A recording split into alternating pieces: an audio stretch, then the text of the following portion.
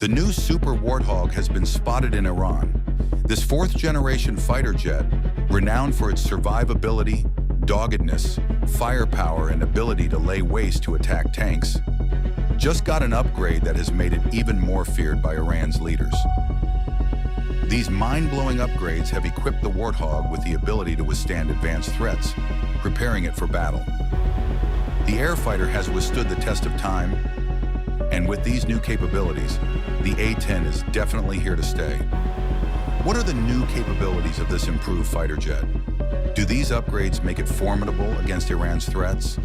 Join us as we explore the features of the all-new Blacksnake A-10 Warthog that was spotted in Iran. The A-10 Thunderbolt, also known as the Warthog, is a single-seat and twin-engine attack aircraft that is specifically designed to support ground troops by attacking enemy tanks and vehicles. This fighter jet is the only U.S. Air Force aircraft built solely for close air support and is renowned for excelling at what it does. This aircraft can also perform a role known as Forward Air Controller Airborne, which is to guide other aircraft in attacking ground targets. And in this role, it is called the A-10. Unlike other fighters, the Warthog was created to be tougher and even more powerful than the Douglas A-1 Skyraider. Its design includes a strong 30mm GAU-8 Avenger gun and 1,200 pounds of titanium armor that helps to protect the pilot and key parts, allowing it to withstand damage and keep flying. But that's not all. The A-10 can take off and land on short or rough runways, and just as you know, not just any fighter jet can perform this function without getting damaged. This feature makes the fighter useful in battle zones because it is rugged and designed for harsh conditions. Also, its simple design makes it easy to maintain with minimal facilities. It's no wonder the Warthog has seen action in many major conflicts like the Gulf War, the Balkans, Afghanistan, the Iraq War, and against ISIS in the Middle East. If this airfighter is as unique as it is without an upgrade, picture how formidable it is now with the recent upgrades. Simply incredible. Before we get into the recent upgrades on the Warthog, let's check out the main version and the designs. The A-10A is the main version, although one prototype with 2 seats was made to test night missions. In 2005, the remaining A-10As were upgraded to the A-10C version, which has modern avionics and can use precision weapons. Despite the uniqueness of the Warthog, the United States Air Force had planned to replace the A-10 with the F-35 Lightning II, but this decision is still seriously debated. However, they came to a conclusion and the Congress allowed the Air Force to start retiring a few A-10s in 2023, but any further retirements are on hold until the Air Force can prove that the F-35 can replace the A-10's close air support role. And well, they are still in the process of finding proofs. What led to the creation of the strong fighter jet, and why is the Congress reluctant to retire them? Here is why. After the Second World War, the development of attack aircraft in the U.S. slowed down, and efforts and resources were focused on the development of very fast fighters that are designed to carry nuclear weapons, like the McDonnell F-101 Voodoo and Republic F-105 Thunderchief. However, this decision had its repercussions because when the United States entered the Vietnam War, the main ground attack aircraft was the older Douglas A-1 Skyraider. While effective for its time, the A-1 was slow and vulnerable to ground fire, and this led to the loss of over 266 A-1s in Vietnam. But that wasn't the only downside. The A-1 also lacked sufficient firepower, making it even more vulnerable to attacks. Of course, the situation led to requests for a specialized attack aircraft that would be more effective against advanced threats and perform way better than the A-1. On June 7, 1961, Secretary of Defense Robert McNamara directed the USAF to develop 2 tactical aircraft, one for long-range strike and interdiction, and the other for fighter-bomber missions. The first was the Tactical Fighter Experimental, which became the General Dynamics F-111 Aardvark, while the second was filled by the Navy's McDonnell Douglas F-4 Phantom II. Although the Phantom was a successful fighter bomber, it had a short loiter time and poor low-speed performance. It was also costly, with a flyaway price of $2 million in 1965 and operating costs of over $900 per hour.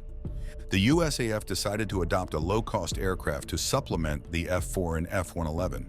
Initially, they considered the Northrop F-5, which had air-to-air capabilities. However, a 1964 study shifted the focus to the cheaper A-7D variant of the LTV A-7 Corsair II, leading to a contract. But the cost of the A-7D doubled due to demands for a better engine and new avionics. During this time, the United States Army started using the Bell UH-1 Iroquois helicopter. Originally a transport aircraft, it was later modified to carry more machine guns, creating the helicopter gunship role. This was effective against lightly armed enemies, and new gun and rocket pods were added.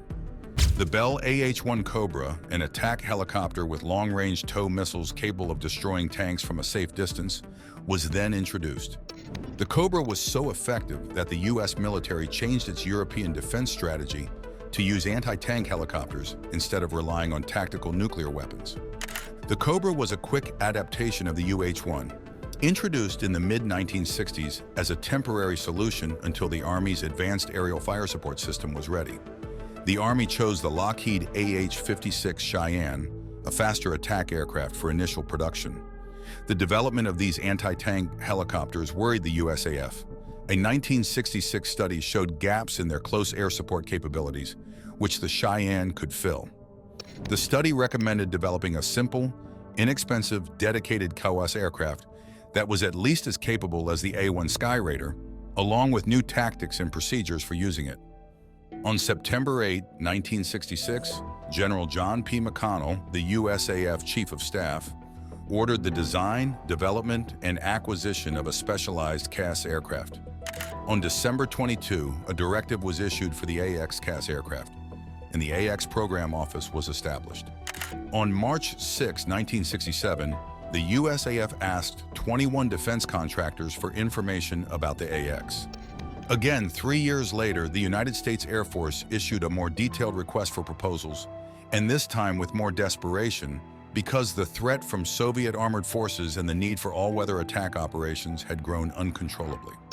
They also had new requirements for the aircraft, which includes a design for a 30mm rotary cannon, a maximum speed of 460 miles per hour, a takeoff distance of 4,000 feet, an external load of 16,000 pounds, a 285-mile mission radius, and a unit cost of $1.4 million. A separate request was also issued for the 30mm cannon, requiring a high rate of fire and muzzle velocity. As a response to USAF requests, 6 companies submitted their proposals. However, only Northrop and Fairchild Republic were chosen to build prototypes. The YA-9A and YA-10A. General Electric and Philco Ford were selected to build and test the GAU-8 cannon prototypes. 2 YA-10 prototypes were built and first flown on May 10, 1972. After trials and a fly-off against the YA-9, the YA-10 was selected for production on January 18, 1973. General Electric was chosen to build the GAU-8 cannon in June 1973. The YA-10 had another fly-off in 1974 against the LTV A-7D Corsair II to justify the need for a new attack aircraft. The first production A-10 flew in October 1975, with delivery starting in March 1976. An experimental 2-seat A-10 night adverse weather version was built, but it did not interest the USAF or export customers. The USAF ordered a 2-seat trainer version in 1981, but funding was canceled. The only 2-seat A-10 is now at the Edwards Air Force Base Flight Test Center Museum, and on February 10, 1976, full-rate production of the A-10 was authorized, and the first A-10 was accepted by the USAF Tactical Air Command on March 30, 1976. Production peaked at 13 aircraft per month, and by 1984, 715 planes had been delivered.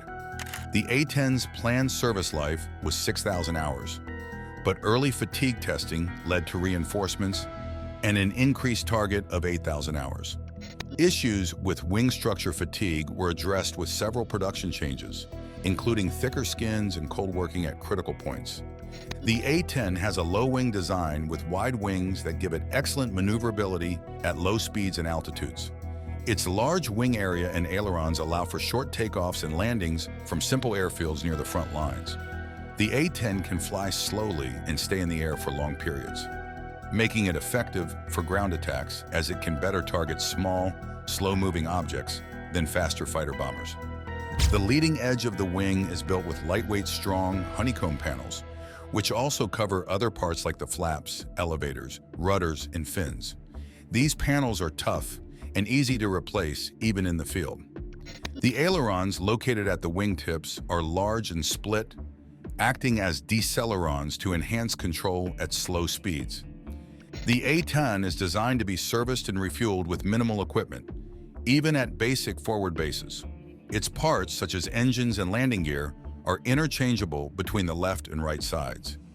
The strong landing gear and low-pressure tires enable it to operate from rough, short strips, including damaged air bases or roads. The front landing gear is offset to the right to make room for the 30mm cannon, which is aligned with the aircraft's center line. This offset causes the A-10 to turn more easily to the right on the ground. The main landing gear partially sticks out when retracted, making belly landings easier and less damaging. The landing gear retracts forward, and if hydraulic power is lost, it can still lower and lock in place using gravity and air resistance.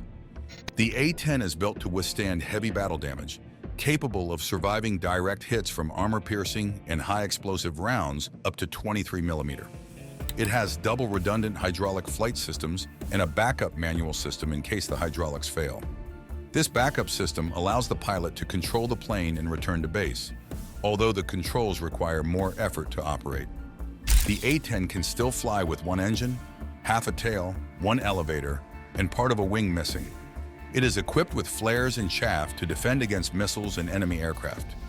The cockpit and flight control systems are protected by 1,200 pounds of titanium armor, known as the bathtub, which can withstand 23mm cannon fire and some hits from 57mm shells. The armor is made from titanium plates of varying thickness and includes a nylon spall shield to protect the pilot from fragments. The front windscreen and canopy are resistant to small arms fire.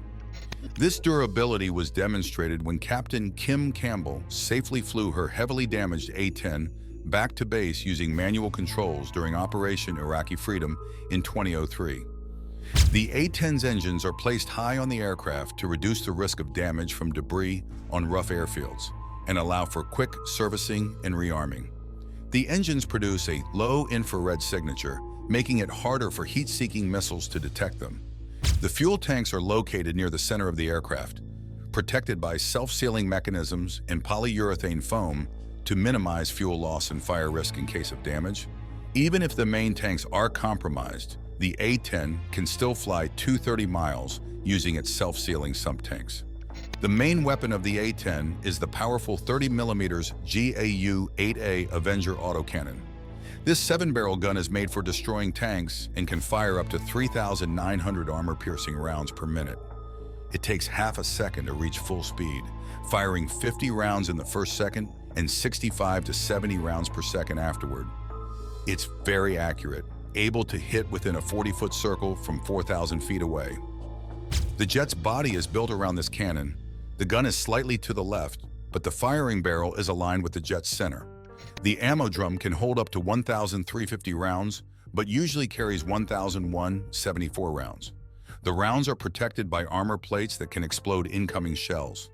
It also uses the AGM-65 Maverick missile, which can hit targets from a longer distance than the cannon, reducing the risk from anti-aircraft defenses.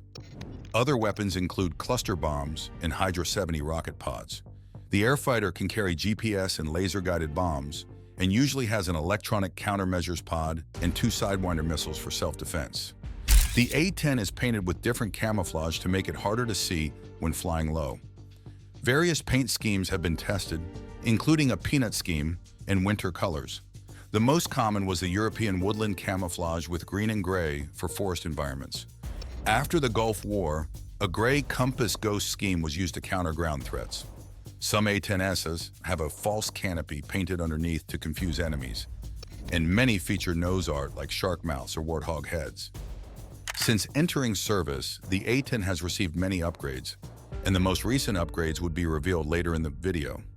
In 1978, it got the Penny laser receiver pod for laser-guided munitions. In 1980, it received an inertial navigation system. In the early 1990s, it received the last TE upgrade for computerized weapon aiming, an autopilot, and a ground collision warning system. In 1999, it received GPS navigation systems and a multifunction display. Further upgrades included improved search and rescue systems, early warning, and anti-jam self-protection systems. The USAF also replaced the A-10S engines with more powerful ones. In 1987, Grumman Aerospace took over A-10 support, updating its maintenance plans. By the mid-1990s, issues with wing fatigue became prominent. Inspections found cracks, leading to the Hog Up program in 1999 to extend the aircraft's life. However, more serious issues were discovered, and a new plan to replace the wings was adopted in 2006, with Boeing contracted to build 242 new wings. The re-winging program improved mission readiness and reduced maintenance costs, allowing the A-10 to operate until at least 2035. In 2014, plans to retire the A-10 led to considerations of halting the wing replacement program. However, by 2015, the program was too advanced to cancel. Boeing stated in 2016 that the A-10 could operate until 2040 with the new wings. From 2005 to June 2011, the entire fleet of 356 A-10 and OA-10 aircraft was upgraded and redesignated as A-10C under the Precision Engagement Program. These massive upgrades included all-weather combat capability, an improved fire control system, electronic countermeasures, smart bomb targeting, and a modern communications suite with Link 16 radio and satellite communications. The cockpits were also upgraded with 2 multifunction displays and a HOTAS configuration, combining elements from the F-16 and F-15 controls.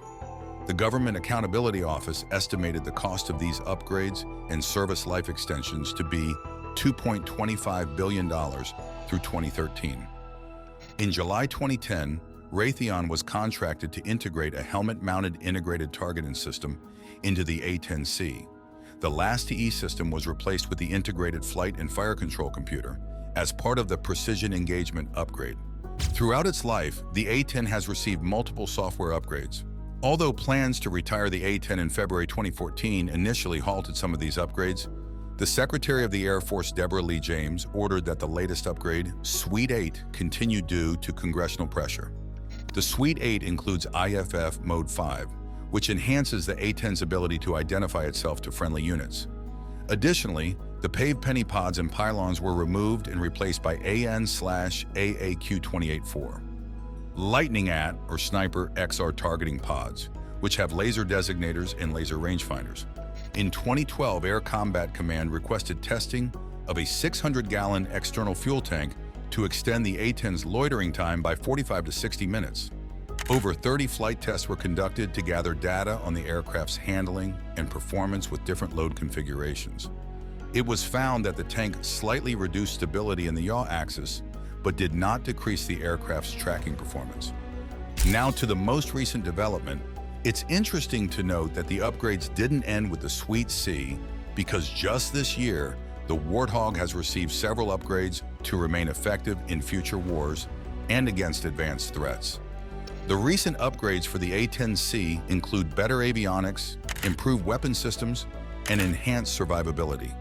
These changes aim to keep the A-10C capable in the face of advanced electronic and cyber warfare threats expected in future conflicts.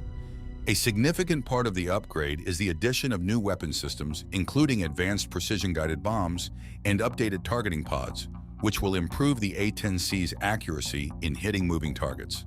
These enhancements will help the A-10C support ground forces more effectively in challenging and contested environments. But that's not all. The avionics and communication systems are being overhauled to improve interoperability with other U.S. and allied forces. This includes the implementation of modern data links and communication networks, enabling the Warthog to share real-time battlefield information with ground troops and other assets in the theater of operations. Given the A-10C's job of providing close air support, improving its ability to survive in battle is very important. The aircraft is getting better armor and defensive systems to protect against enemy anti-aircraft weapons. These upgrades will help the A-10C stay effective in dangerous environments, continuing to support ground troops. These upgrades have been interpreted as part of a bigger plan to keep the A-10C fleet in service for many more years, despite the initial plan to retire it. Aside the physical improvements to the aircraft, the A-10C program is also focusing on advanced training and simulation for pilots. These systems are designed to prepare pilots for the challenges of modern warfare, including operating in contested airspaces and coordinating with other air and ground units. The goal is to keep A-10C crews highly ready and effective. This means that the upgraded A-10C Thunderbolt II will continue being operational and would be deployed around the world, supporting U.S. and allied operations wherever needed. Its ability to adapt to future battles ensures it will remain a crucial tool for close air support and ground attack missions, providing critical firepower to support ground forces in combat.